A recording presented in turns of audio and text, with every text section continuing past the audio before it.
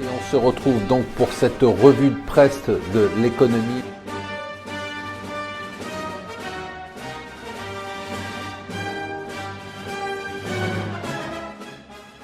Bonjour et bienvenue sur Mon Financier pour le Morning Zapping du jour. Nous sommes le mercredi 12 juin, ça y est, je me lance. Je vais prononcer le mot que personne ne veut prononcer, on va comprendre pourquoi, le mot de bulle. Voilà, je me lance, il y a des bulles partout. Il faut le dire, je comprends pas pourquoi personne n'en parle. Oui, enfin je comprends, parce que d'abord, il y a une ambiance d'euphorie générale, et c'est un peu pénible d'être le rabat-joie, c'est-à-dire le type qui dit à une soirée où tout le monde est bourré, faites attention en rentrant, il ne faut pas prendre la voiture. C'est un peu ce qui se passe actuellement, c'est l'euphorie, on se tape dans le dos, tout le monde est content que tout monte, c'est logique, hein. Vous avez un appartement, le prix explose, vous avez un fonds d'action, le prix explose, un fonds obligataire, le prix explose, tout le monde est content de son appartement à je ne sais pas quel prix du mètre carré, de ses fonds, de ses performances, de son portefeuille, du dernier coup qu'il a fait. Moi aussi je suis content, hein. Je suis content pour tout le monde, seulement bon, il faut dire les choses telles qu'elles sont, hein. Il y a des bulles partout. Alors pourquoi personne n'en parle? D'abord parce qu'on ne veut pas gâcher la fête, ça c'est le premier élément. Deuxièmement, parce qu'il y a toujours des explications rationnelles à tout. Il y a toujours quelqu'un qui vous dire « mais oui, mais c'est normal, si le prix du mètre carré à Paris est à 20 000 euros, c'est parce qu'il n'y a pas suffisamment d'offres, et puis parce que les étrangers viennent et les gens viennent du Brexit. » Il y a explication à tout. Si les taux, il y a une bulle, il n'y a pas de bulle sur les taux, même si les taux allemands sont à moins 0,20%, bah non, mais c'est pas vraiment une bulle, parce que voilà, la signature de l'État allemand dans une période où il n'y a pas d'inflation. Bon, tout ça, c'est du bidon, hein. Il y a des bulles, elles sont claires, on a les données chiffrées qui peuvent le prouver. Il y a des milliers de bulles. Alors pourquoi personne n'en parle? Parce que, en fait, le principe d'une bulle, c'est qu'elle expose. Ça, c'est certain, mais qu'on ne sait jamais quand. Je vous rappelle un souvenir qui a été en tout cas douloureux pour moi. En décembre 1996, Alan Greenspan, qui était alors le patron de la Banque centrale américaine, dit il y a une exubérance irrationnelle sur les marchés, il visait principalement le Nasdaq. Décembre 96. Ça a explosé en mars 2000. Décembre 96, mars 2000. Entre-temps, les cours ont flambé. C'est-à-dire que le gars qui a dit il y a une bulle sur le Nasdaq en décembre 96, il a été juste totalement ridicule pendant 3 ans. Et au pire, il a perdu beaucoup d'argent. C'est-à-dire qu'il faut avoir conscience d'une chose, identifier les bulles, c'est bien. Comprendre et donner le timing de leur explosion, c'est beaucoup plus compliqué. Or, se tromper, on peut avoir raison, hein. Bien sûr, si on a dit en décembre 96 le Nasdaq est surévalué, oui, on a eu raison parce qu'il a explosé en 2000, mais il a explosé en 2000. Donc c'était 3 ans après, donc on a eu tort. Donc voilà pourquoi beaucoup de gens n'osent pas parler de bulles. D'abord parce que ça gâche l'ambiance, ensuite parce que personne ne connaît le timing.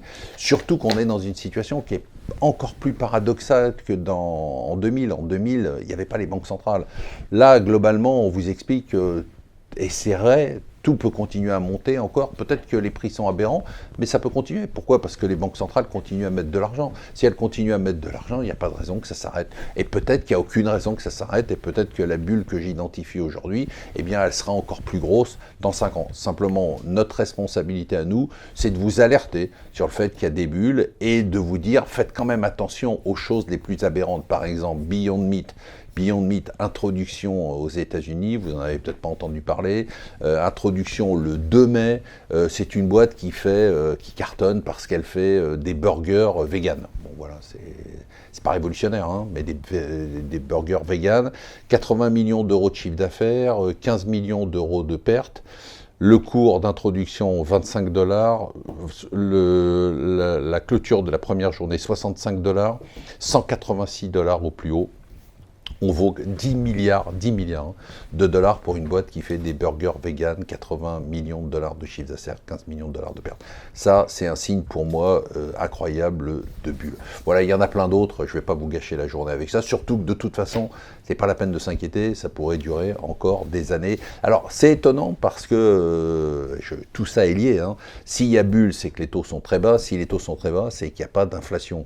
Et hier, c'est quand même étonnant de voir que dans la multitude de tweets de Trump hier, il y avait un tweet que j'ai noté dans lequel il dit C'est formidable. Nous connaissons une période incroyable d'inflation très basse et c'est une excellente nouvelle. Moi, je pense que c'est une très mauvaise nouvelle, une inflation basse. Lui, il pense que c'est une très bonne nouvelle pour l'instant. C'est lui qui a raison. Allez, en bref, je fais rapide parce que j'ai été très long. Édouard Philippe présente le programme. Alors, c'est marrant aussi sur Édouard Philippe. Avant les européennes, c'était le fusible qui allait probablement partir et qui allait être, qui était le loser de la période. Et puis là, c'est devenu un nouveau. Les mêmes écrivent que maintenant, c'est l'homme qui a toutes les cartes en main. C'est assez extraordinaire. Très intéressant aussi l'enquête de la Banque de France. Qu'est devenu l'augmentation du pouvoir d'achat des Français entre octobre et mars, octobre 2018, mars 2019, 8,5 milliards donc d'augmentation avérée du pouvoir d'achat, 3,1 milliards seulement dans la consommation, le reste dans l'épargne. C'est vraiment un pays dingue. Malgré la couverture sociale, il y a une inquiétude incroyable, malgré les réformes qui vont venir quand même. Et on épargne, on épargne, on épargne. Face à Trump, donc on sait à peu près qui pourrait y avoir chez les démocrates. Quand on regarde les sondages, c'est déprimant. On se dit que Trump peut dormir tranquille. 30% Joe Biden, Sanders, 19% que des mecs de plus de 70 ans.